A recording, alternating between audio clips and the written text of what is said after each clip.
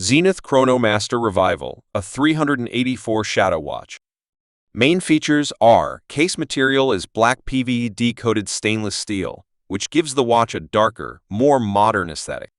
Case diameter is 37 m, which is smaller and more versatile than contemporary larger watches, offering a vintage feel. Case thickness is 13.6 m, maintaining a slim profile for ease of wear despite the chronograph complication.